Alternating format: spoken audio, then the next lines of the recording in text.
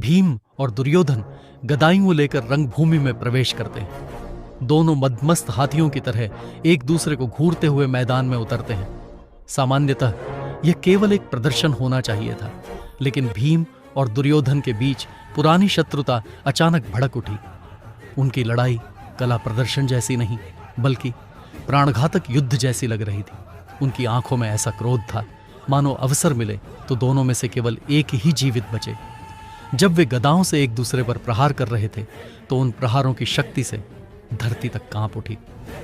पूरा मैदान धूल से भर गया। दोनों सिंहनाद करते हुए एक दूसरे पर टूट पड़े। उनकी गर्जनाएं इतनी भयानक थीं कि मानो आकाश ही फट जाएगा। यह दृश्य देखकर दर्शक भय से कांप उठे। जब उनकी गदाएं टकराती तो उनसे चिंगारियां निकलती और लोगों में हाहाकार मच जाता। यह भयंकर युद्ध देखकर द्रोणाचार्य समझ गए कि स्थिति हाथ से निकल रही है। उनके मन में विचार आया, यदि भीम जीत गया तो दुर्योधन की कुटिल बुद्धि और ईर्ष्या बढ़ जाएगी और वह पांडवों को तुरंत मारने की साजिश करेगा, और यदि दुर्योधन जीत गया तो यह भीम के लिए अपमान होगा जो आगे और झगड़ों का कारण बनेगा। कुल मिलाकर यह प्रतियोगिता शांति के बजाय कुरुवंश के विनाश का कारण बन सकती थी। स्थिति की गंभीरता समझकर द्रोणाचार्य ने तुरंत अपने पुत्र अश्वत्थामा को आदेश दिया।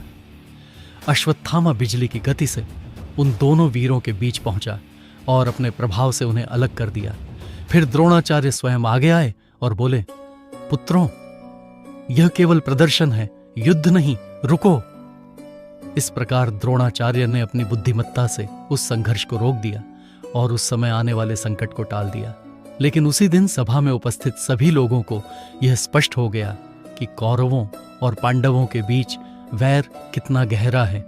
आगे क्या हुआ जानने के लिए जय श्री कृष्ण कमेंट कर सब्सक्राइब करें।